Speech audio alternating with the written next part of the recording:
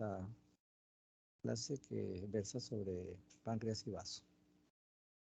Por los efectos semiológicos, fundamentalmente, ¿no?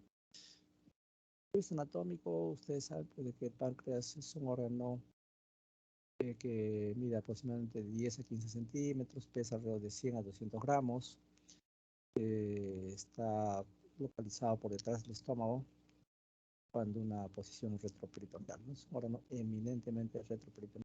Por tanto, su semiología no es muy florida. Es un órgano que no lo podemos abordar desde el punto de vista semiológico, más la cabeza del páncreas únicamente. Eso tiene que guiarse por los síntomas que presenta el paciente habitualmente. Dicho esto, pasamos rápidamente a ver que la secreción pancreática más o menos es 1500 centímetros diarios. Como saben, hay dos funciones inherentes al páncreas, una función endocrina y una función exocrina.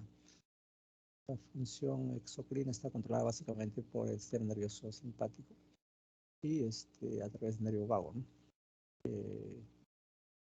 Por otro lado, tiene que ver también la emisión de colecistocinina y de secretina para que se viertan las enzimas pancreáticas que están gobernadas por la vía vagal hacia el duodeno e inician el proceso de digestión. Igualmente es conocido por ustedes que tiene tres tipos de células. Células, hasta ahora vamos a hacer un cuarto tipo. Las células beta, que son las más importantes, constituyen alrededor del 50-80% de toda la población endocrina del páncreas. Como ustedes saben, se encarga de producir insulina, ¿no? Las células alfa es el otro grupo, constituye un 5 a 20%, se encarga de producir glucagón. Las células delta van a producir somatostatina, que regula las dos anteriores, y las células P están encargadas de producir algunos polipéptidos, ¿no? Entonces, estos son los neuropéptidos que se van a encargar de inhibir a estas sustancias que se producen a nivel endocrino.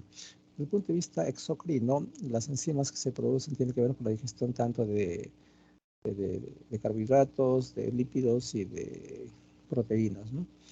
La amilasa, por ejemplo, se encarga de hidrolizar los almidones en oligosacáridos, ¿no? Es parte de la función de los carbohidratos. A nivel de digestión de lípidos, la lipasa es la más importante. Sin embargo, hay otras enzimas como la fosfolipasa A que tienen que ver con la digestión de grasas, ¿no? Entre otras.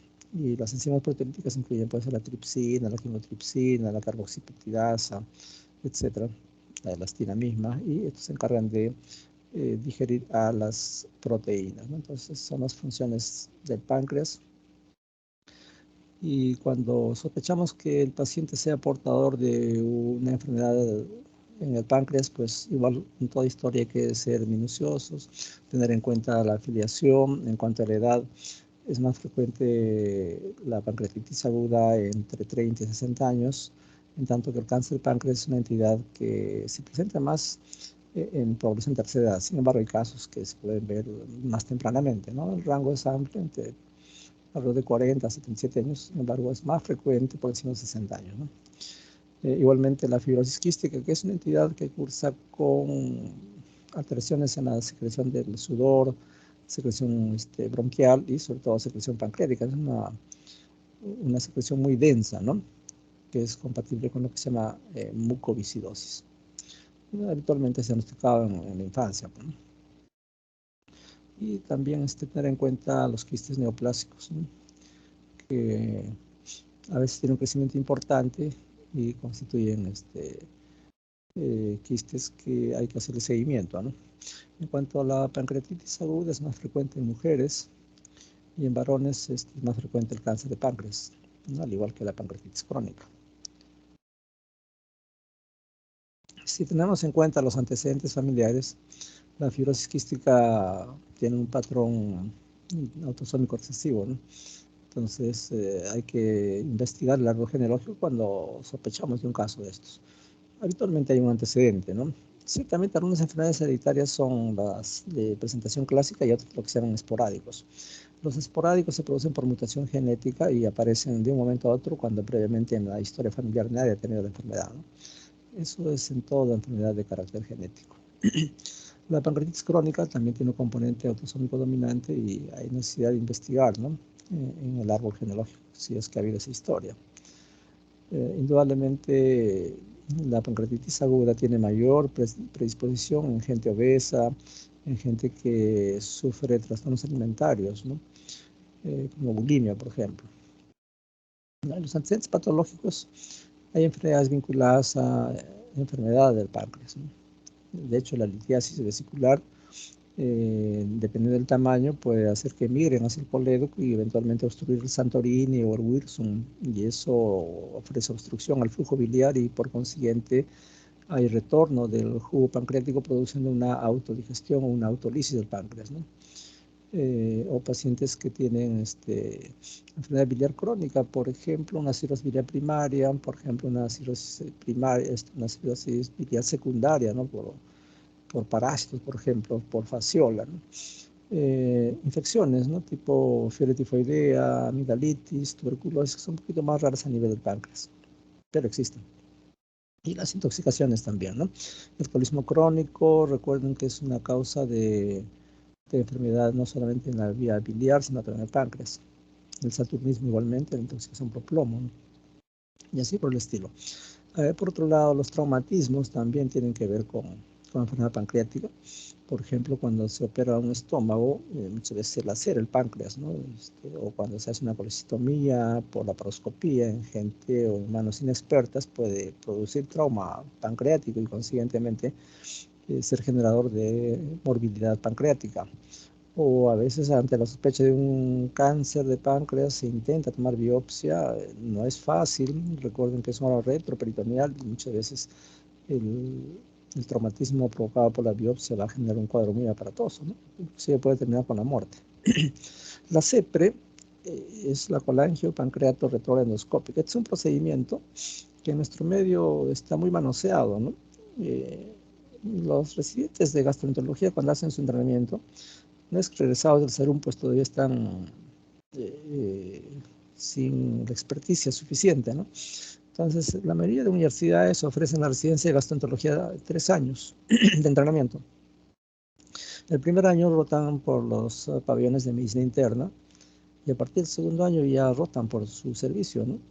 Y muchos de los residentes que están terminando el segundo año y están comenzando el tercer año ya están haciendo colangiopancreato retroendoscópica, ¿no?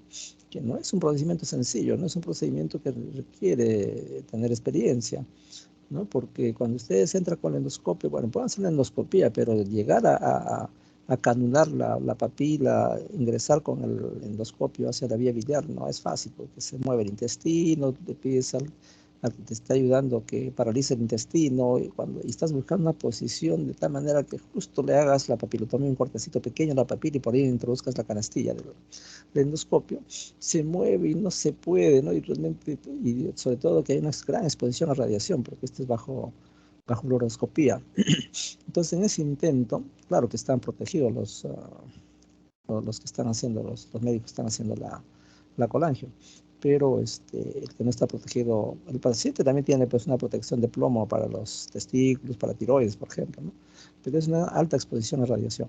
Entonces, en ese intento, el residente pues trata de canular la vía, de hacer la papilotomía, y finalmente en ese forcejeo es que inflama el colédoco. Una vez que introduce el endoscopio al colédoco, sus movimientos son un poco torpes y eso genera edema del esfínter de Oddi. Retiran la CEPRE, de repente a veces lograron con éxito sacar los cálculos, porque ese era el objetivo, retirar los cálculos a través de la CEPRE, o hacer simplemente un estudio, o tomar una biopsia, ¿no? Porque se sospecha un colangiocarcinoma, por ejemplo. Entonces retiran el endoscopio y a las 24, 48 horas el paciente hace un dolor intenso. Le toman amilasas y están elevadísimas, ¿no? Entonces esa es una iatrogenia. En Japón, los residentes practican. Ellos hacen residencia 5 años en gastro y para hacer una CEPRE recién se la dan al 5.º año, ¿no? Acá están gateando recién en el segundo año y ya están queriendo hacer CEPRE, ¿no? Entonces es una causa relativamente frecuente de pancreatitis. Gente que ha ido a hacerse una CEPRE y lastimosamente le tocó un R2, un R3 y vienen de A3 generalmente, ¿no? Cuando aparece un paciente con pancreatitis y buscando la causa, ¿cuál fue? Es una CEPRE. Y al poco tiempo, 2, 3 días, viene otro y otro, ¿no? Vienen de A3, como digo, así se sucede en el hospital. Entonces, este es un procedimiento que puede confluir para generar una iatrogenia, ¿no? Que es obviamente es una cuestión involuntaria, ¿no? El residente no lo hace por crearle el problema al paciente, es parte de su entrenamiento, pero no estamos muy de acuerdo con que lo hagan tempranamente, deberían ser casi al final del tercer año. Hay una o dos universidades que ofrecen la residencia de 4 años, recién al cuarto año les dan la CEPRE, pero acá pues, la mayoría de universidades al tercer año, están iniciando el tercer año y están haciendo la CEPRE, y eso no corresponde porque los pacientes se complican, algunos de ellos fallecen, ¿no? En algún momento ya hemos comentado que la mortalidad por pancreatitis severa es 90%. Entonces, hay que tener mucho cuidado y respeto a nuestros pacientes. La diabetes es otra condición que puede dar enfermedad pancreática, la gota igual, los divertículos en el duodeno, que son totalmente infrecuentes, ¿no? Y muy de vez en cuando, pues, ascaris, fasciola que se meten a la vía biliar pueden obstruir el conducto de Wilson, el conducto de Santorini y dar esta patología. Entonces, ¿qué enfermedades se pueden producir como expresión de daño hepático? De largo, la más frecuente es pancreatitis aguda, ¿no? Esta es una entidad que tiene un comienzo súbito y violento, ¿no? El dolor se localiza en el epigastrio y se irradia en faja, en cinturón, ¿no? Hacia el lado izquierdo y luego puede generalizarse en todo el abdomen. Es un dolor continuo, ¿no? Es un dolor que produce hipotensión. Es un dolor muy, muy intenso. Y siempre decimos que en medicina interna hay entidades cuya magnitud del dolor es tal que el paciente hace shock neurogénico, ¿no? El shock neurogénico hay hipotensión arterial, taquicardia, sudoración fría, ¿no?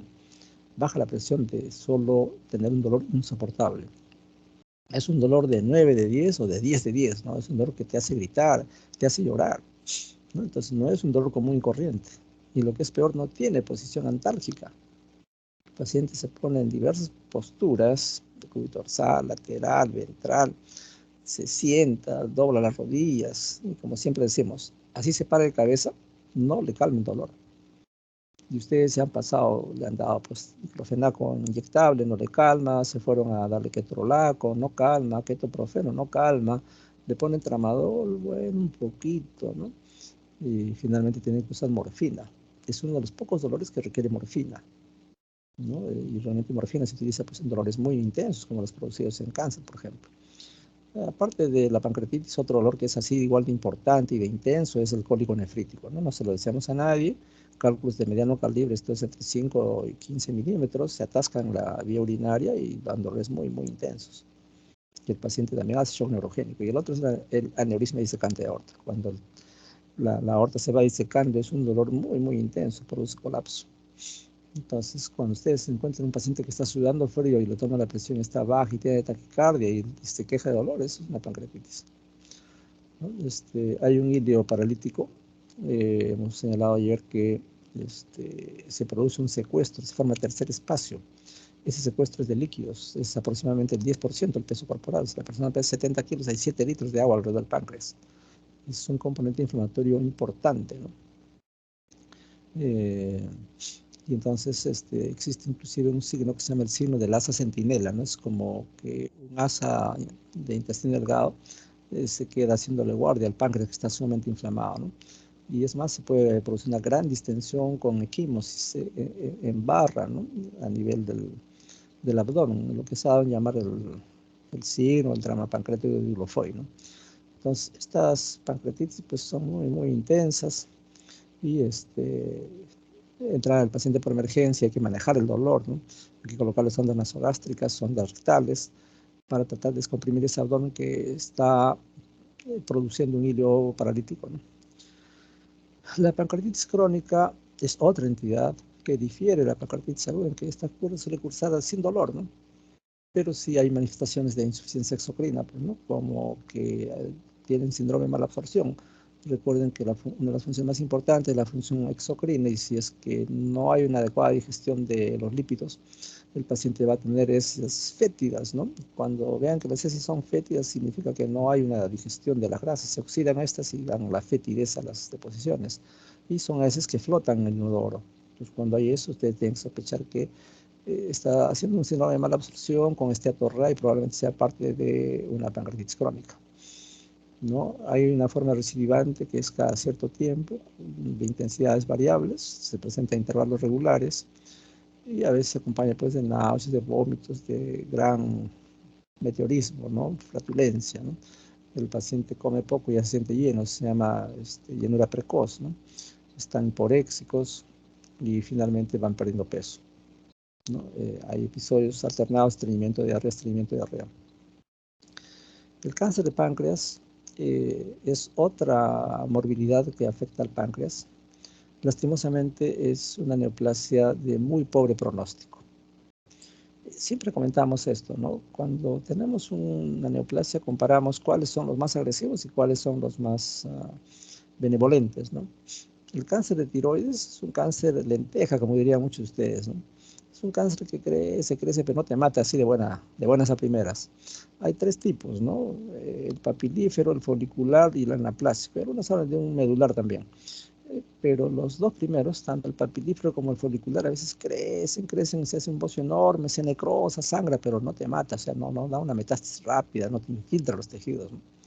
Entonces, eso para poner como ejemplo a los cánceres de tiroides, que son más o menos permisivos. En cambio, el cáncer de páncreas, cuando te da síntomas, el paciente en 4 semanas está muerto, ¿no? Eh, Les comentaré la historia de un médico. Bueno, en cada hospital siempre hay un referente, ¿no? No sé si ustedes habrán escuchado hablar, por ejemplo, el doctor Chessman, o Chisman para otros, un médico muy famoso en el Hospital 2 de Mayo, hace unos 15 años atrás se jubiló. Este, este doctor es un experto, pues, ¿no? Era uno de los clínicos muy afamados, ¿no? En el hospital Almenara, había otro médico que fue nuestro maestro en el internado, se me fue el apellido ahorita, lo va a ser el doctor Subauste. ¿No? Es un médico que ganó una beca por la Fundación Rockefeller, se fue a Estados Unidos por los años 50 y luego regresó al Perú para brindar sus servicios en forma gratuita al hospital, ¿no? Y trabajó varios años gratis en el hospital. Él era un médico muy famoso, venían a buscarlo de otros lugares. Y en Loaiza hay actividades académicas al mediodía, una de ellas es el clínico patológico que se hace los días viernes, ¿no? Se pone un caso donde le esconden un dato que es el que puede conducir al diagnóstico, entonces el clínico discute el caso, planteando opciones de diagnóstico, después de haber hecho una discusión por síntomas, signos, sacándose las piedritas del camino y finalmente dice, mi primera posibilidad es tal diagnóstico, en segundo tal y tercero tal.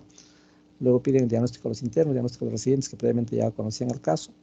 Y luego finalmente sale el patólogo y dice, esto no es, tampoco, esto es. El patólogo tiene la última verdad, ¿no? Y entonces, esa actividad pues tenía mucha demanda. Se venían de todos los hospitales a escuchar a este doctor Subauste, ¿no? Es más, en una ocasión, en la época del terrorismo, ahora que ha fallecido Abimael Guzmán, lo llevaron a su consultorio, ¿no? Porque sabían de la valía del doctor Subauste. Y lo llevaron camuflado. ¿Por qué? Porque tenía psoriasis. A este doctor le gustaba mucho la parte reumatológica y la parte endocrinológica. Entonces, le hicieron la consulta, ¿no? En una práctica privada. Obviamente no se presentó como Abimael Guzmán. Y bueno, le prescribió los medicamentos para la psoriasis que sufría Abimael Guzmán. Y hasta que cayó Abimael Guzmán, pues, ¿no? Una fecha como esta, ¿no? Y el seguimiento que le hacían Ardilla y Gaviota, que eran los agentes encubiertos, encontraron en los tachos de basura de esa casa donde estaba escondido Abimael Guzmán las recetas del doctor Subauste, ¿no? Entonces, cuando cayó, se fueron al hospital y en cuanto se le llevó preso al doctor Subauste, ¿no? Pensaban que era parte de la cúpula. Y él ni enterado que lo había atendido a Abimael Guzmán. Entonces, lo que quiero decir es que era un médico muy requerido, muy famoso, lo iban a escuchar de todos los hospitales cuando brindaba sus charlas y sus rondas en piso, pues eran de 20, 30 personas que iban a escucharlo, ¿no? ¿Por qué les cuento esto? Porque el doctor, con toda su sapiencia, un día se aparece en el pabellón y a una de sus colegas le dice, doctora, a la vejez, viruelas, ¿no? Y se había puesto ictérico. Y él pensaba que estaba haciendo una hepatitis. Y nada más lejano a la verdad, ¿no? Él, con toda su sapiencia, con toda su sabiduría, ni por acá se imaginó que tuviera un cáncer de páncreas, ¿no? Así que le hicieron los estudios, Entonces había que hacerle pues una exploración quirúrgica, ¿no? Así que se fue al INEM y entraron a operarlo, ¿no? Tenía 5 hijos que eran médicos, estaban en Estados Unidos. Era un viejito que se sabía todos los artículos, ¿no? Nosotros le poníamos los días martes las revistas. Y sus hijos le mandaban toda la revista, pero le mandaban New England Internal of Medicine, al American Journal of Medicine, Annals Internal of Medicine, Mayo Clinic Proceedings, Annals Internal of Medicine. Todas las revistas él las tenía en su casa y se las leía. En ese tiempo no había internet, obviamente. Y entonces estaba al día, ¿no? Cuando presentaban la revista los martes, te rebatía y te decía, no, el artículo dice esto y tú tenés que haberlo comparado con tal artículo y se sabía todo, ¿no? Era un genio. Y bueno, miren, a pesar de todo esto, él pensó pues que era una hepatitis, ¿no? Así que lo abrieron en el INEM y ni bien lo abrieron, vieron que había una carcinomatosis, ¿no? O sea, una amilia en todo el peritoneo, así que como abrieron, cerraron. Después de la operación despierta el paciente y le dice, dígame la verdad, doctor, yo asumo las consecuencias, no se preocupe, dígame la verdad. El maestro le dice, mire, hay una carcinomatosis, no hemos podido hacer nada, ¿no? Hay una amilia, todo el peritoneo está sembrado. Ah, no se preocupe, 4 semanas de vida, 4 semanas de vida. Que justo a las 4 semanas se murió, ¿no? Sus hijos antes lo quisieron llevar a Estados Unidos, papá, vamos para allá. Si igual me va a morir allá o acá, le digo, y no quiso ir, ¿no? Así que se murió. Entonces, cuando los cánceres de páncreas y de vía biliar, que son los más agresivos, dan síntomas, ya es tarde. Ya han dado metástasis, ya es un estadio 4, ¿no? Los cánceres en general se dividen en 1A, 1B, 2A, 2B, 3 y 4. Hasta el 2A, la expectativa de vida a 5 años está encima del 85%. ¿Qué significa eso? De que si te diagnostican tempranamente un cáncer y te dan tratamiento, después de 5 años se considera que el cáncer está curado. Entonces, en esa circunstancia, 85 de cada 100 están vivos y 15 nomás han fallecido. Obviamente, si el estadio es mucho más avanzado, pues la mortalidad es mayor, ¿no? Entonces, finalmente el cáncer de páncreas te mata. Cuando te da síntomas, ya es tarde. Ya invadió tejidos, ya dio metástasis. Entonces, hay que tener mucho respeto al cáncer de páncreas. Hace poco nomás una paciente en la clínica, su mamá había tenido cáncer de colon hace 20 y tantos años, cuando había clínica en el Hospital Oais, ahí lo atendimos. Se luchó, se salió al final, la señora vivió hasta los 92 años. Pero el componente hereditario, la carga genética de los oncogenes, hizo que esta joven, que ahora ya no era tan joven, tenía como 48 años, 52 años, hizo un cáncer de páncreas, ¿no? Lastimosamente acaba de fallecer. No duró ni 3 semanas, ¿no? Entonces, eso a las claras nos dice que el cáncer de páncreas es una entidad pues, que lamentablemente tiene una alta mortalidad, ¿no? Suele cursar con dolor epigástrico de intensidad variable, que se irradia la región lumbar, muchas veces inclusive los omóplatos, a veces se presenta como dolor paroxístico, que afecta al hipocondrio izquierdo de la espalda, o como dolor cólico también, ¿no? No es raro encontrar cálculos en la vía pancreática, en el Wilson, Santorini, ¿no? Entonces esos cólicos tienen la posibilidad de tener irradiación hacia el lado izquierdo, a la región también escapular, o inclusive a la región costrumbar, ¿no? Suele cursar con abundante salivación y se puede identificar lo que se llama la franja hiperestésica de Katz, que ya dentro de les vamos a mostrar unas figuritas sobre eso, ¿no? Eventualmente puede cursar con macroamilasemia, ¿no? ¿Qué es eso? No todo paciente que eleva amilasas hace pancreatitis. Ciertamente, para decir que un paciente está haciendo pancreatitis, aparte del cuadro clínico, tiene que tener elevación de amilasas que sube precozmente, ¿no? A diferencia de la lipasa que tarde en elevarse. Entonces, para decir que hay pancreatitis, las amilasas tienen que estar elevadas 3 veces el valor basal, otros dicen 5 y hasta 10 veces. Pero hay gente que eleva amilasas no tan altas, ¿no? Entonces acá tenemos que hacer el diagnóstico diferencial. No sé si hay una lámina posterior, pero aprovecho de una vez para decírselos. Hay mucha gente que puede elevar amilasas sin tener pancreatitis. Por ejemplo, gente que tiene parotiditis, en realidad, cualquier inflamación del tubo digestivo, desde la boca hasta el ano, puede producir elevación de amilasas. Entonces, una parotiditis te va a elevar amilasas, ¿no? Una esofagitis te eleva amilasas, una gastritis, una úlcera, un cálculo de la vía vital, si ustedes piden amilasas, les va a salir elevada, ¿no? Inclusive los embarazos ectópicos, ¿no? Pueden producir elevación de amilasas. Justamente este es el caso de una paciente que era una secretaria, una administrativa en el Congreso, ¿no? Y el médico que estaba ahí en el Congreso es consultada por diarrea y dolor abdominal, le asume que es parte de una gastroenterocolitis, le da sueros por vía oral y sigue trabajando, ¿no? Y la paciente comienza a chocarse, ¿no? Entonces se pone pálida, diaforética y, bueno, no hicieron una historia adecuada, pues, ¿no? Y entonces, lo que ocurre es que no le preguntaron si había relaciones sexuales durante la menstruación, ¿no? El RSDM, es un antecedente que muchas mujeres en su intento de cuidarse y no embarazarse tienen relaciones cuando están menstruando y creen que no se van a embarazar y no es cierto.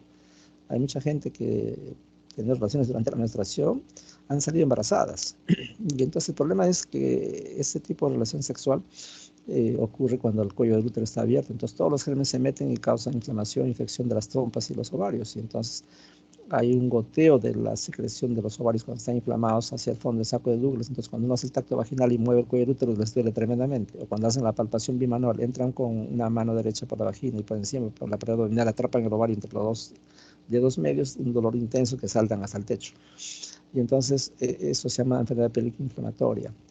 Pero, ¿qué queda como secuela? Que es todo un magma, que era como una mazamorra la trompa. Recuerden que el calibre de la trompa de falopio es más o menos al grosor del cabello. Entonces todo eso está lleno de ese magma, pues, ¿no? Y entonces cuando se produce la fecundación, que usualmente ocurre en el tercio externo de la trompa de falopio, este, el huevo cigoto no llega a implantarse al útero, no se queda en la trompa, ¿no? Es un embarazo ectópico. Y la trompa de falopio se estira hasta su máxima capacidad de distensibilidad, que ocurre más o menos a la sexta semana de embarazo. Cuando estalla la trompa y se produce una hemorragia cataclísmica, ¿no? Eso no se dieron cuenta del Congreso y finalmente esta paciente cuando ya se dieron cuenta que estaba en shock, con un abdomen peritoneal, producto de la sangre, fue muy tarde, falleció, ¿no? Una connotación periodística hace algunos años atrás. Y esa paciente había elevado amilasas, ¿no? Entonces, todo, toda víscera hueca que se afecta por un componente inflamatorio puede elevar amilasa. Entonces, no siempre la amilasa sugiere pancreatitis. Tiene que estar a títulos muy altos o pedir una isoenzima, ¿no?, de amilasa. En Perú, lamentablemente, no hacemos eso. En Europa sí. Hay las isoenzimas P1, P2, P3, ¿no? La P1 es la más específica, entonces ahí piden una amilasa pancreática P1 y si sale alta eso es pancreatitis. Acá no podemos darnos ese lujo. Bien, entonces eso para señalarles como referencia que la macroamilasemia puede producirse en entidades que no son pancreatitis. Otro signo que habla de problemas pancreáticos es la ictericia, pues, ¿no? Es lo que acabo de contar con respecto al doctor Subauster, ¿no? Se puede presentar también en pancreatitis aguda, que afecta más o menos a un 26% de los casos, y en pancreatitis crónica también se presenta, ¿no? Y obviamente en cáncer de cabeza de páncreas, ¿no? Alrededor del 75% de los casos de tener con ictericia, ¿no? Pero ya es un cáncer que está avanzado, usualmente no duele, y por eso es que se retarda el diagnóstico, no hay dolor, ¿no? Y entonces ese es un gran problema. Igual los colangiocarcinomas, ¿no? La ampuloma, que es el cáncer de la ampolla de Vater, ¿no? Tiene una característica, ¿no?, que es intermitente, tiene efecto sifón. O sea, un día se pone bien ictérico y en 2 o 3 días se cae la ictericia y otra vez pues sube en otro momento y así, sube y baja, y entonces uno cree que es un proceso benigno, lo que tiene es un cáncer de ampolla de Vater. Y aparte el prurito. Entonces, cuando ustedes encuentran una ictericia intermitente, oscilante, con gran prurito, piensen en cáncer de ampolla de Vater. Otros trastornos digestivos que afectan al páncreas enfermo son la anorexia, el Solinger-Ellison, que ya hemos conversado varias veces, que es una tumoración ubicada en el páncreas o en el duodeno, gran productor de gastrina y, por ende, inductor de úlcera péptica múltiple, ¿no? Náuseas, vómitos, diarrea como expresión de síndrome de malabsorción, son trastornos digestivos a enfermedad pancreática. Entonces, todo eso hay que descartarlo, ¿no? Indudablemente, si tiene un síndrome de mala absorción, van a cursar con diarrea crónica y estos pacientes van a bajar de peso, ¿no? O también puede ser parte de un cáncer de páncreas que produce una pérdida ponderal y lo que nos está diciendo es que tiene un cáncer de bajo, ¿no? También puede presentarse edemas, derrame pleural, ascitis. La pancreatitis aguda puede comprometer per se, por vía linfática, pasar a ser un derrame pleural. Y cuando ustedes tienen un paciente con pancreatitis, le hacen una torcocentesis, le piden amilasa en el líquido pleural, va a salir elevada, ¿no?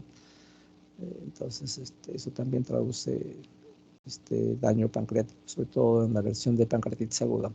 Igual la pancreatitis aguda, cuando es muy severa, puede producir ascitis, ¿no? Ya vamos a ver que la pancreatitis puede estratificar su pronóstico de acuerdo a varios criterios, ¿no? El criterio de Ranson, de Van Biese, los criterios de Baltasar, por ejemplo. Los de Baltasar son criterios tomográficos. Entonces, cuando alguien tiene pancreatitis, una buena medida es pedir una tomografía. Según Baltasar, hay Baltasar A, B, C, D, E. El D y el D son pancreatitis severa, alta mortalidad. El E es que hay líquido extra pancreático, fuera del páncreas, en buena cuenta ascitis, ¿no? Es una pancreatitis severa, ¿no? Las pancreatitis crónicas tienden a formar pseudoquistes, ¿no? Que consisten en acúmulos de secreción sin la cápsula, ¿no? Que es lo que los diferencia de los abscesos o los quistes verdaderos. Los llaman pseudoquistes. También pueden cursar con alteraciones hemorrágicas, ¿no?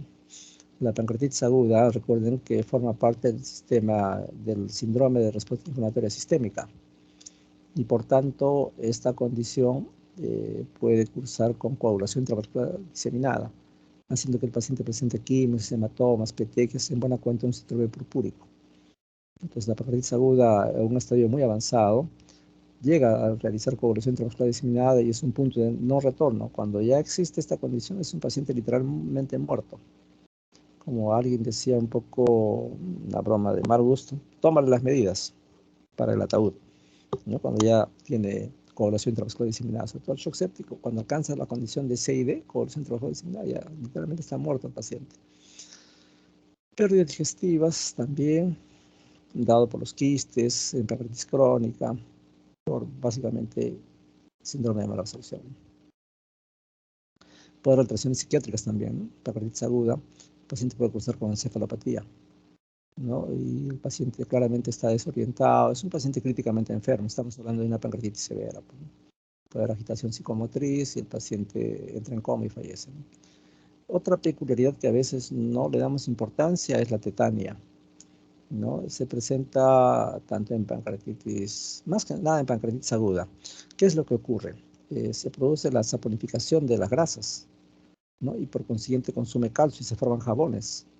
Pues cuando hay una pancreatitis el paciente forma jabones en el abdomen, pero a costa de producir hipocalcemia, entonces el paciente hace tetania, ¿no? Entonces ustedes se van a dar cuenta que el paciente tiene tetania cuando las manos se contracturan los dedos, ¿no? Los famosos dedos de partero. Entonces eso se llama signo de Trousseau y el otro es el signo de Chauvet. El signo de Chauvet consiste en que ustedes le percuten con un martillito al macetero y la cara adopta la risa sardónica como si fuera el tétano, hacen los carrillos a un costado, ¿no? Eso es porque hay hipocalcemia, signo de Chauvet. El signo de Trousseau le toman la presión arterial, por decir tiene 13,7, luego establecen la media de la presión arterial que sería 13 más 7 es 20, entre 2, 10, lo dejan en 100, o sea, en 10. ¿No? Al cabo de 2 minutos las manos comienzan a hacer esto, sí, y se forman las manos del partero, ¿no? Eso es la tetania. Traduce hipocalcemia. ¿Por qué? Porque se está produciendo esa saponificación de las grasas a nivel pancreático en un evento de pancreatitis aguda, ¿no? Entonces hay que sospechar eso cuando el paciente tiene tetania. Muy bien, hasta acá unos síntomas. Ahora hablemos rápidamente de lo que podemos encontrar como inspección. Bueno, en las crisis de pancreatitis el paciente está inmóvil, ¿no? Un aspecto de shock, ¿no? Muchas veces con alteración del sensorio y el signo de Goldberg, que ahorita vamos a ver, ¿no? Es un paciente que está críticamente enfermo, ¿no? La pancreatitis crónica, en cambio, es un dolor más soportable. El paciente puede adoptar una posición antártica que es en gatillo de fusil y, bueno, soporta, ¿no? Está casi ausente el dolor. Lo otro que hay que valorar es la ictericia, pues, ¿no? Ya hemos dicho que en pancreatitis aguda sí se presenta con ictericia en muchos casos, en crónica también. Y si es una ictericia melánica, pues obviamente planteamos un cáncer de vía biliar o de páncreas, ¿no? Entonces, la ictericia melánica es un verde oscuro, un verde petróleo que le llaman. Y al inspeccionar el abdomen, a veces uno se encuentra con que tiene un abovedamiento, ¿no? En el epigastrio, en cualquier otra parte, que puede corresponder a un quiste mesentérico, puede corresponder a un tumor GIST. Hay varios diagnósticos diferenciales, ¿no? Pero hay que palpar al lado del páncreas hacia el lado izquierdo, el hipocondrio izquierdo, ¿no? Cuando el paciente presenta una pancreatitis severa, hay dos subtipos, ¿no? La necrotizante y la hemorrágica. Ya dije la mortalidad 90%, 9 de cada 10 se mueren, hagan lo que hagan. Y la hemorrágica se va a caracterizar porque si está muy pegado a la piel, como es la pancreatitis de cabeza de páncreas, se aparece el signo de Cullen, ¿no? Que está ahí abajo. El signo de Cullen es una quimosis periumbilical. ¿Qué nos traduce? Es una pancreatitis de cabeza de páncreas. En cambio, cuando la quimosis está en el flanco izquierdo o en la fosa lumbar izquierda, eso se llama signo de Grey-Turner. Nos traduce una pancreatitis hemorrágica de cola de páncreas. ¿No? Entonces, estas dos situaciones tienen que ser avistadas cuando hagamos la inspección, ¿no? En todo caso, si tenemos la pancreatitis aguda y hay esta quimosis, sospechar que es una pancreatitis hemorrágica, ¿no?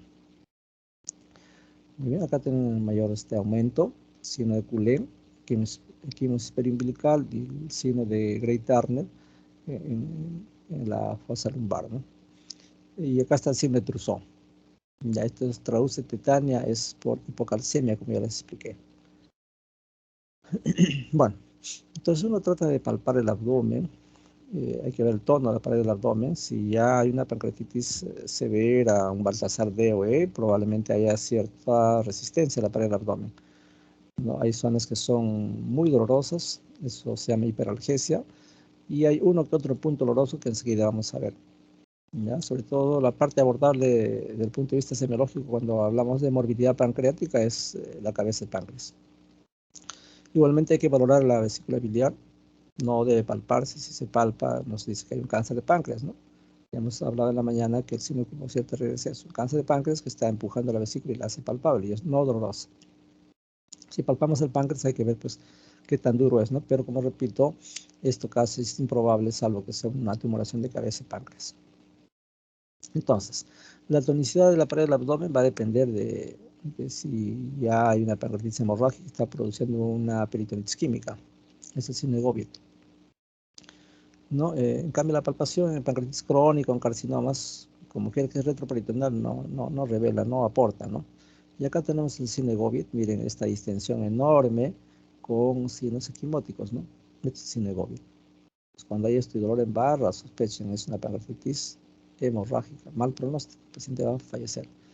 El, el, el cinturón hiperalgésico de Cass es este, ¿no? Se extiende desde el reborde costal izquierdo, que puede alcanzar hasta la dorsal 10 y 12, ¿no? Toda esta zona es sumamente dolorosa en el caso de los pacientes con pancreatitis. Después tenemos estos dos aspectos. Uno es el triángulo de Chaufar y el otro es el punto de Desjardins. Entonces, el punto de Desjardins también se llama punto pancreato duodeno coledociano. Es un punto que nos traduce patología de eso, del páncreas, del duodeno o del colédoco. ¿Dónde está? Del ombligo, tras una línea imaginaria que va a la axila, y a 6 centímetros, o te dicen a 7 centímetros del ombligo, ahí está el punto de Desjardins. Ahí queda la proyección topográfica del páncreas, del duodeno, y entonces ahí presionan, y si hay dolor, pues pueden asegurar que probablemente es una pancreatitis de cabeza, o hay un problema de duodeno, una úlcera péptica, por ejemplo, o es un problema de colédoco. ¿Y cuál es el triángulo de Chaufar? El triángulo de Chaufar es, trazaron esa línea del ombligo a la axila, y a 6 centímetros marcan un puntito y trazan una perpendicular, que acá no está tan perpendicular, y se va a formar un triangulito entre esta línea que va a la axila, su perpendicular, y la línea media. Ese triangulito se llama triángulo de Chaufar.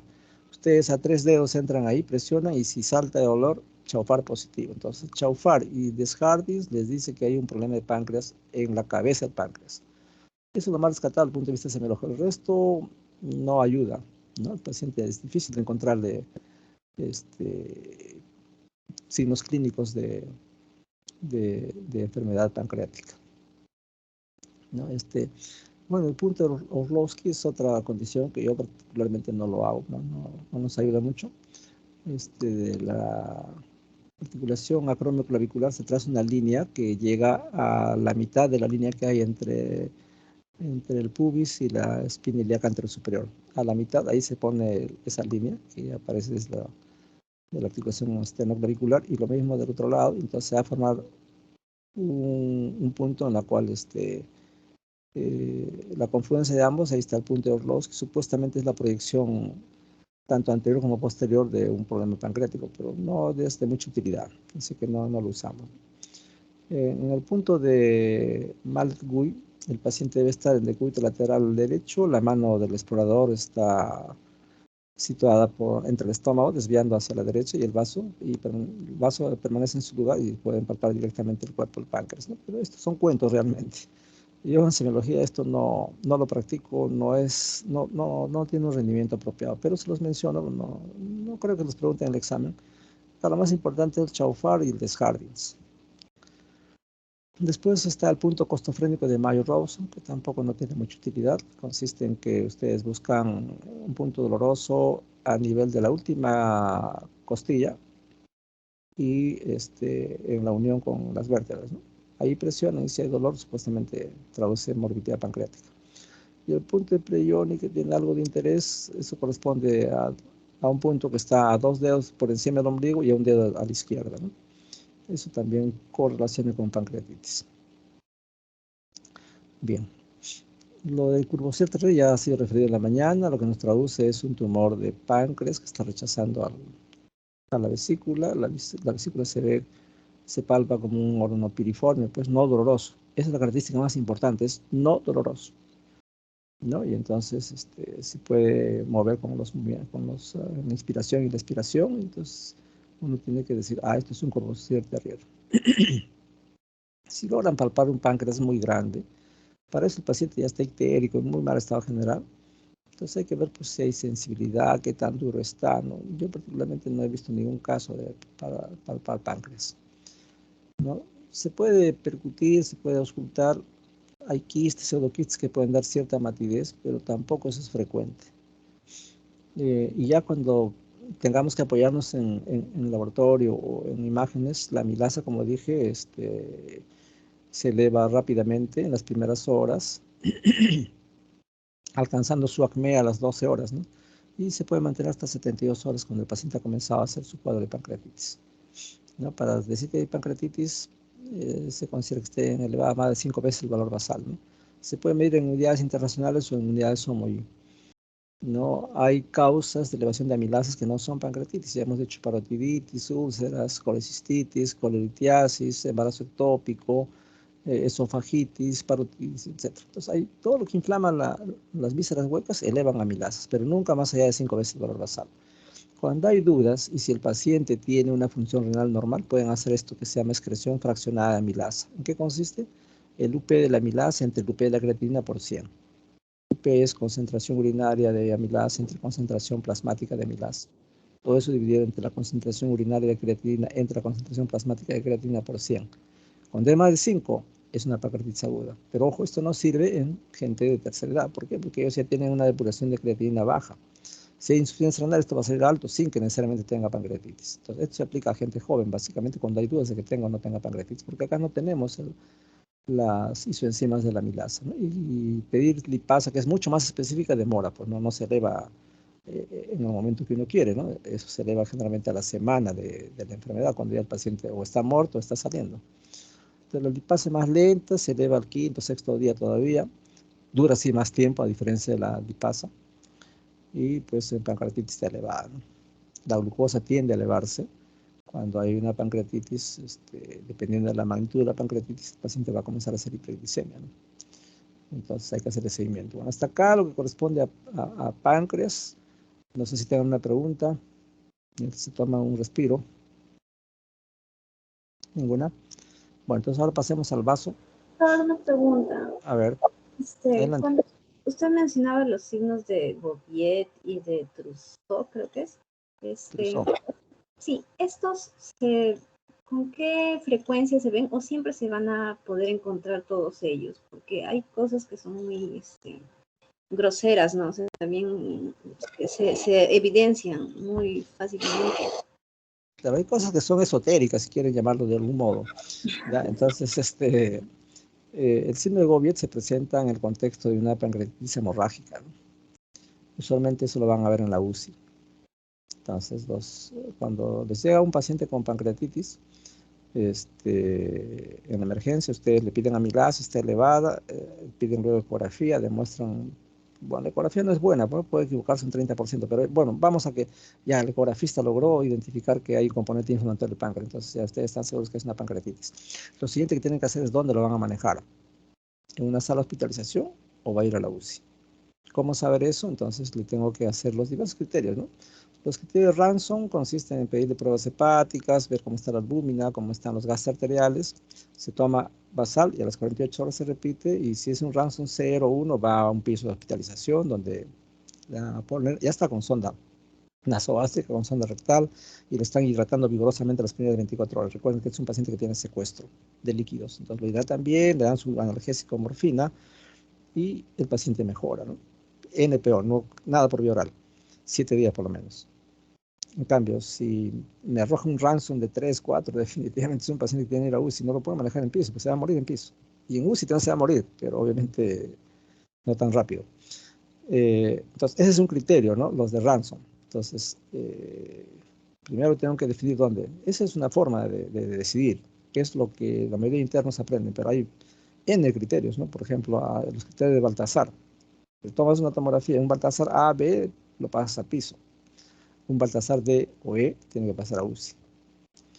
Los criterios de Van Vice, ¿no? Van Vice establece falla por aparatos o sistemas, ¿no? Puede tener el paciente una insuficiencia respiratoria, una insuficiencia renal, una insuficiencia cardíaca, una insuficiencia hematológica, una insuficiencia neurológica, ¿no? Para decir que un paciente tiene disfunción orgánica múltiple, tiene que haber compromiso de 2 aparatos o sistemas. Por ejemplo, puede tener una falla hematológica y una falla renal, es un paciente que va a UCI.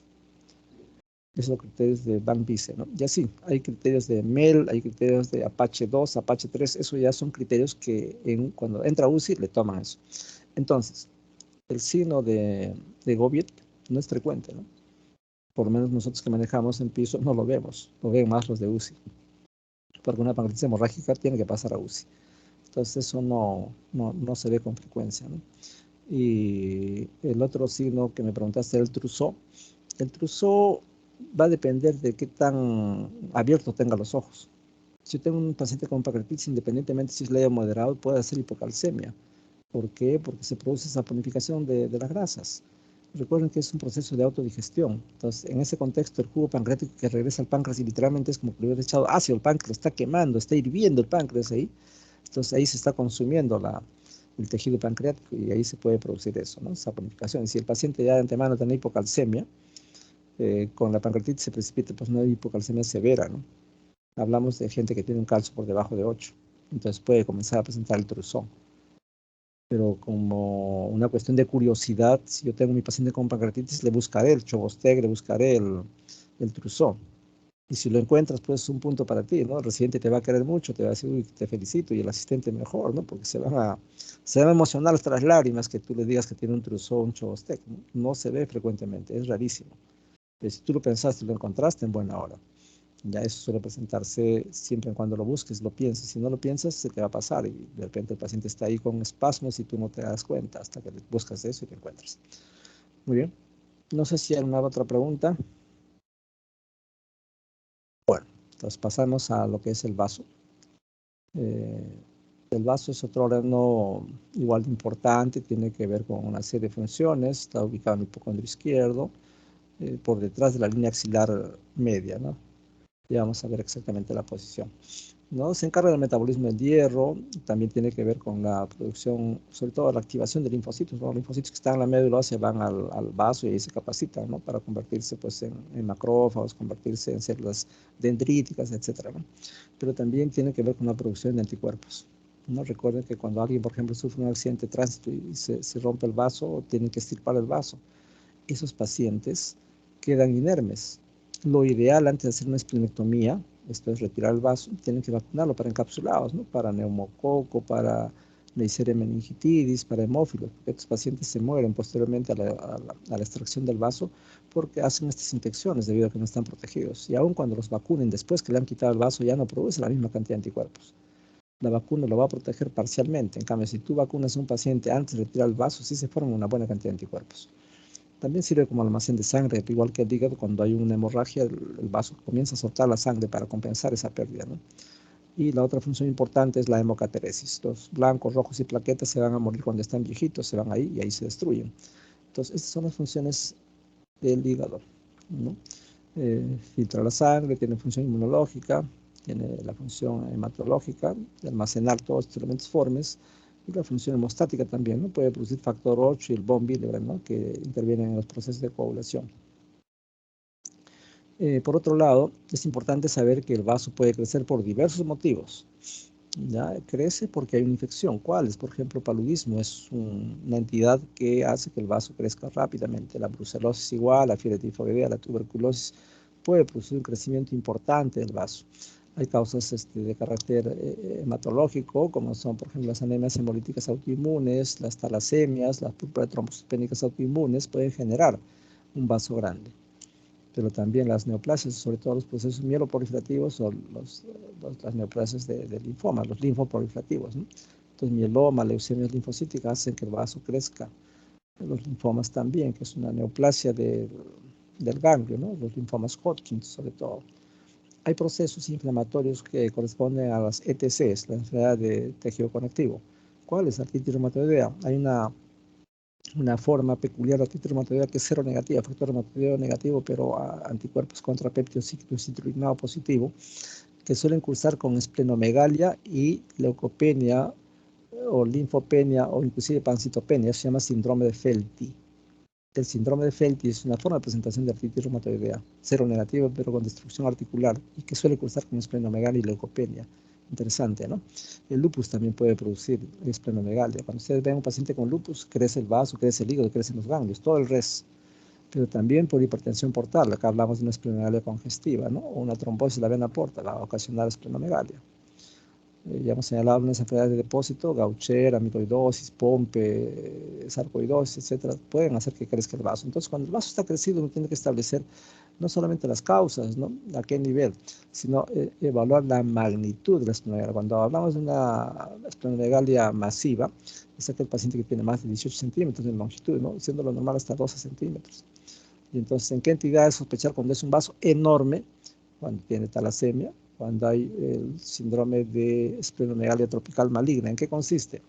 Un paciente puede tener 5 a 7 veces malaria y entonces se produce una reacción de hipersensibilidad frente a la malaria. Entonces es un vaso que crece enormemente, ¿no? Con gran producción de anticuerpos y eso genera una esplenomegalia brutal, pero ya no tiene la malaria per se. Entonces este es un diagnóstico difícil de hacer.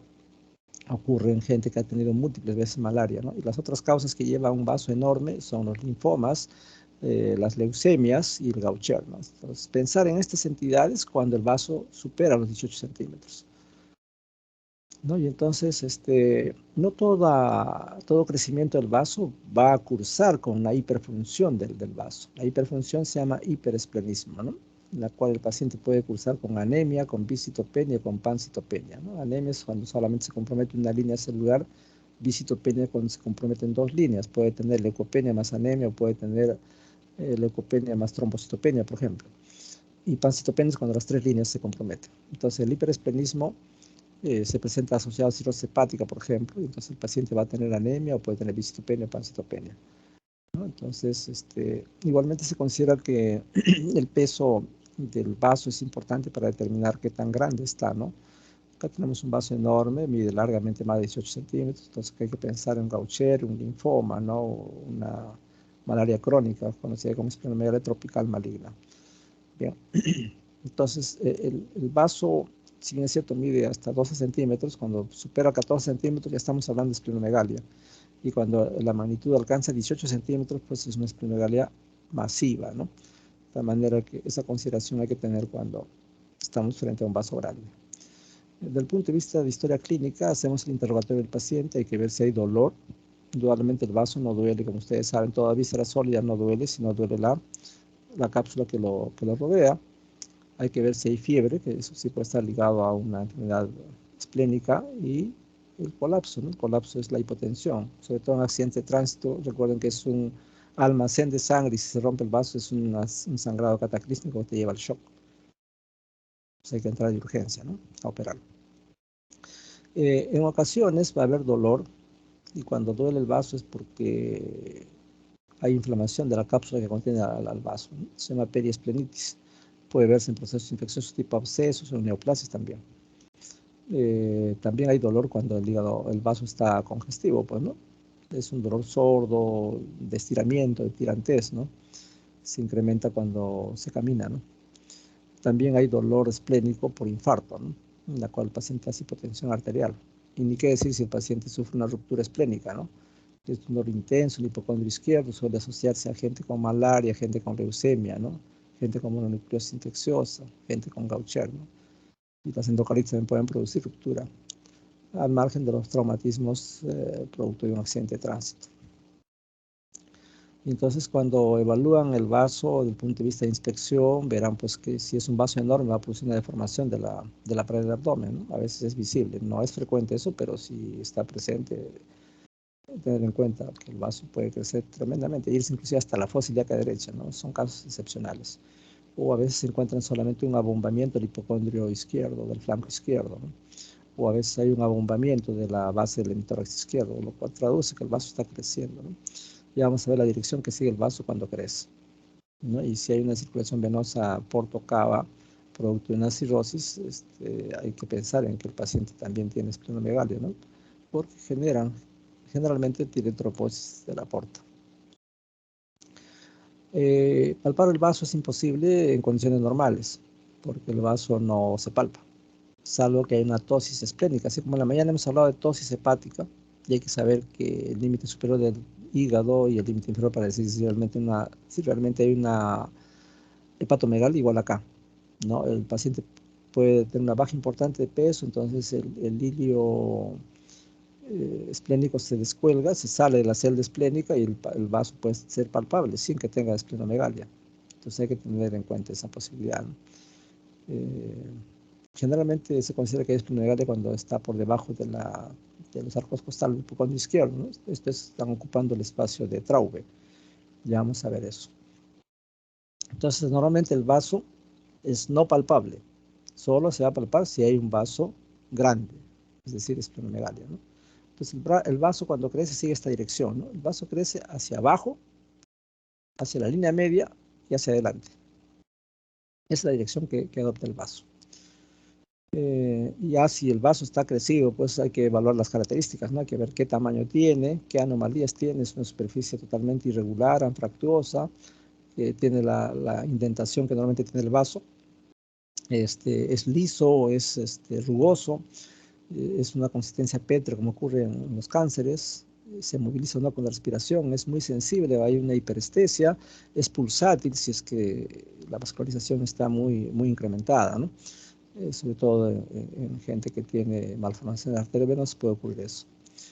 Y ya para palpar el vaso, al paciente lo ponemos en decúbito dorsal, ¿no? En este caso el paciente levanta el antebrazo y hace un ángulo con el brazo de 90 grados y de esa forma expone el hipocondrio izquierdo para palpar el vaso. Es una forma, después también se puede palpar en decúbito lateral derecho, el paciente está en decúbito lateral derecho con las piernas flexionadas, se llama maniobra de Naegeli o posición de Naegeli, ¿no? Y también se puede palpar en decúbito dorso lateral derecho. Esta es una de las más usadas, se llama posición de Merlo. Acá el paciente está en una posición intermedia entre lo que es un decúbito dorsal y un decúbito lateral derecho, ¿no? Con las piernas flexionadas, se sobreentiende, esa es la posición de Merlo. Permite alcanzar a palpar el vaso, ¿no? Ya vamos a ver que hay otra maniobra que es la de Schuster. ¿Sí? ¿Alguien preguntó algo? ¿Tosió?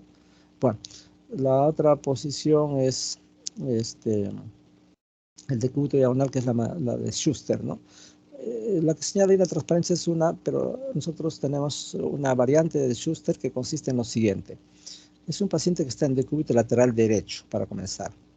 Los dos brazos detrás de la nuca. El miembro inferior derecho recto. El miembro inferior izquierdo flexionado.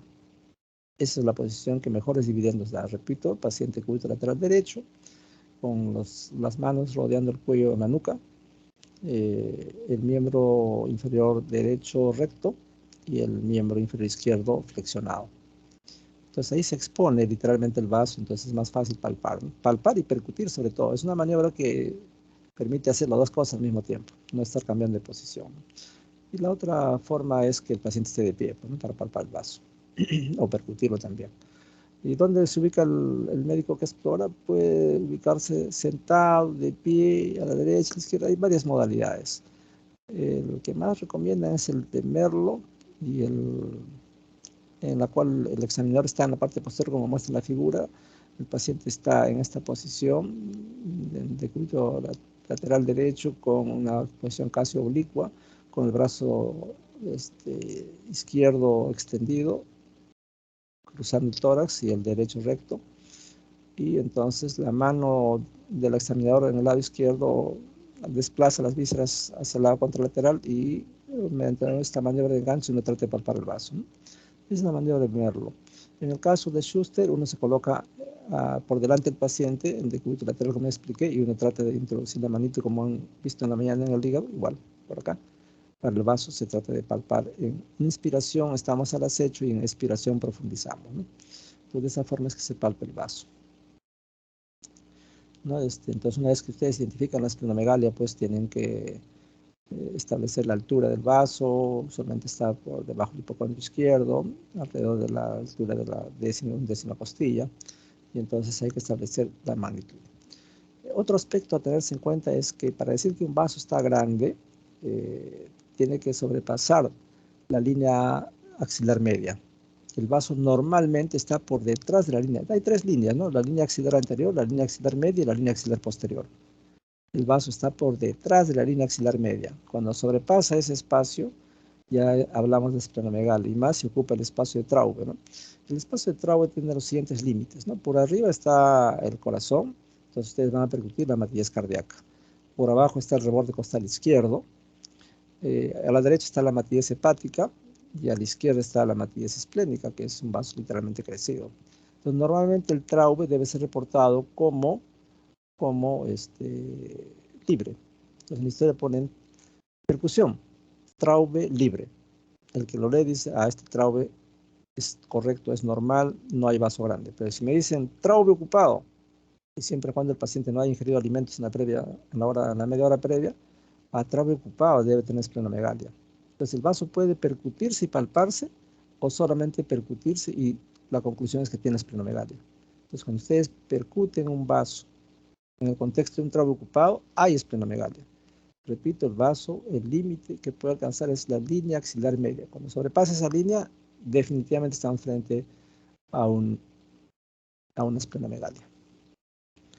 Entonces, acá estamos percutiendo el vaso en el espacio de Traube, que debería estar libre. Acá está sonando mate. También se puede auscultar cuando la cápsula del vaso se inflama. A eso corresponde a lo que se llama periesplenitis, ¿no?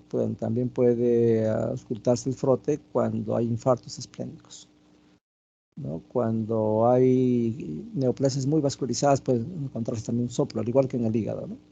Entonces, la inflamación de la cápsula de Gleason en el hígado da frote, y un soplo en el hipocondrio derecho traduce una masa muy vascularizada. Igual ocurre acá en el vaso, ¿no? Y entonces, esos son datos que uno debería tener en cuenta. Muy bien, eso era todo lo que queremos transmitirles. No sé si tengan alguna pregunta. Doctor, ¿es muy frecuente que haya un paciente con malaria de 5 o 7 veces? Dependiendo de dónde vivan, ¿no? A ver, les voy a contar la historia de un caso. Los que tienen interés pueden leer un artículo publicado en la revista de Gastroenterología del Perú, ya hace unos 15, 16 años. Era una paciente. A ver, la entidad se llama fiebre de origen desconocido, ¿no? Ustedes en semiología general ya han revisado eso. Cuando un paciente tiene temperatura más de 38.3 por más de 7 días, y que habiendo sido investigado, fiebre por 3 semanas, y durante 7 días habiendo sido investigado para causas comunes, no se encuentra el origen de la fiebre, se llama fiebre de origen indeterminado, fiebre de origen desconocido. Esta es la historia de una paciente que tiene 51 días de fiebre, ¿no? En forma ambulatoria lo ven bueno, es una paciente que procede de Tumbes, y había tenido como antecedente en 7 oportunidades malaria. Entonces, por la fiebre consulta con un médico en periféricos, le pide aglutinaciones y le encuentra uno en 40 y uno en 80, OIH. Tienes tifoidea, dice, da tratamiento con cloranfenicol y obviamente la fiebre no cae porque no es tifoidea, ¿no? Para decir que hay tifoidea tiene que tener títulos más altos, sobre todo el O, 1 en 160 o más. Entonces, como quiere que continúe con la fiebre, se cambia de médico o va a otro médico, le pide un sedimento, hay un poco de leucocituria, tienes infección urinaria, no le hace el cultivo y le arranca ciprofloxacino. Y la fiebre sigue galopante. Era una paciente testigo de Jehová, no aceptaba transfusión de sangre. Así que se aparece en el hospital Loaiza, se interna y motivó una serie de discusiones. Esta es una paciente que nos enseñó demasiado. A partir de esta paciente es que comenzamos a revisar los procesos de colestasis, por eso siempre nos van a escuchar hablar sobre colestasis. Esta paciente tenía un vaso enorme y había tenido 7 veces malaria. Entonces, es un artículo que lo publicamos, van a encontrar como hepatitis granulomatosa, pongan al costado Loja y sale el artículo. Entonces, esta paciente cursaba con fiebre, ¿no? Y cada tercera semana bajaban los neutrófilos y alguien planteaba, bueno, es una neutropenia cíclica, es la causa de la fiebre, y se subía después de nuevo. Estuvo buen tiempo hospitalizada, ¿no? Tenía un vaso enorme, plantearon linfomas, inclusive trataron de mostrar que tuviera malaria aguda, ¿no? Es más, le hicieron el test de Marañón. ¿En qué consiste el test de Marañón? Cuando tú tienes varias gotas gruesas, tenía como 12 gotas gruesas, todas negativas. Entonces, lo que haces es forzar la salida de los merosocitos que están escondidos en el hígado. Lo que haces para eso, le pones adrenalina en el brazo, se produce vasoconstricción y todos los merosocitos salen, y en ese momento le tomas la gota gruesa y ahí sale positivo, ¿no? Entonces, le hicieron eso pensando en que los merosocitos no querían salir, ¿no? Se insistía bastante en que tuviera una malaria aguda, ¿no? Pero cuando ocurre eso, marañón negativo, entonces se sospecha que hay una producción de anticuerpos, ¿no? De una reacción de hipersensibilidad frente a la exposición a tantas veces malaria. Bueno, entonces lo primero que pasó con esta paciente es que le hacen una ecografía, dice que hay ascitis, le toman una tomografía y niega que hay ascitis. Entonces la gente le creía más a la tomografía, pero finalmente cuando lo examinan, pues hay matidez desplazable. Entonces se intenta hacer una paracentesis tratando de buscar tuberculosis, ¿no? Le hacen el ADA y sale negativo. ADA es la adenosina y conforme pasan los días aparece más ascitis y ya se demuestra pues que la tomografía estaba de más, ¿no? Así que ahí comienza la historia, el hilo de la madeja, ¿no? Comienza a presentar una elevación moderada de fosfatasa alcalina y de transaminasas casi nada. Y a los 7 días ya se produce una disociación fosfatasa alcalina transaminasa. Le piden gamma glutamil, está alta, pues lo que tiene es una colestasis. Entonces, lo que había que determinar era si era una colestasis intrahepática o extrahepática. Entonces, ante la evidencia de que era una colestasis intrahepática, el siguiente paso es biopsia. Bueno, lo que hemos dicho en la mañana, ¿no? En los días previos. Entonces, paciente con colestasis, traducido porque fosfatasa está muy alta y transaminasas ligeramente elevadas, corroboradas por una gamma glutamil que está alta, le pides una ecografía. Si la colestasis es intrahepática, igual biopsia. Si la colestasis es extrahepática, igual CEPRE. Entonces, le hacen la biopsia y, oh sorpresa, ¿qué tenía? Tenía una hepatitis granulomatosa en el hígado, ¿no? La tuberculosis en el hígado se puede comportar de 3 formas. Puede dar hepatitis granulomatosa, que son lesiones microscópicas, no se ven a simple vista. Puede dar abscesos tuberculosos, ¿no? Bolsas de pus de tuberculosis, y puede dar granulomas TB, ¿no? Finalmente el diagnóstico fue eso, ¿no? Una hepatitis granulomatosa por tuberculosis. Se demostraron las células de Langerhans, los complejos estos, y le dio un tratamiento anti-TB y la fiebre se cayó. Lo que sí no quería operarse el vaso, que se asumió que era una esplenomegalia tropical maligna, ¿no? Porque ya se le agotó todas las pruebas para malaria aguda, se le hizo test de Marañón y finalmente se quedó con el diagnóstico de una tuberculosis hepática, o sea, una hepatitis granulomatosa como causa de fiebre de origen desconocido. Pero eso no va con vaso grande, ¿no? El vaso grande es porque tuvo malaria varias veces y se produjo una reacción de hipersensibilidad. Entonces, ella pues como testigo de Jehová no quería recibir hemoderivados, ¿no? Y las petecas que tenía fueron desapareciendo conforme se trató la tuberculosis. Probablemente una infiltración de médula ósea también por tuberculosis, se llama mieloptisis. Entonces, finalmente lo que queremos decir es que estos pacientes son infrecuentes si es que no viven en una zona abundante en malaria, ¿no? Y esto, la selva es especial y todo el norte de nuestro país hay gente que puede haber tenido varias veces malaria. Entonces, si encuentran un vaso grande, pensar en eso, una esplenomegalia tropical maligna como expresión de una reacción de hipersensibilidad, pero que en el momento actual ya no tienen malaria, ¿no? Ahora, encontrar malaria en Lima de esta característica es excepcional, ¿no? Hay malaria en Lima, ¿no? Se han reportado hace 3, 4, 5 años atrás en las zonas periféricas, ¿no? En Los Olivos, en Lurín, por ejemplo, en Huachipa, pero no es frecuente. Eso es lo que podría decir. No sé si hay otra pregunta. Gracias, doctor.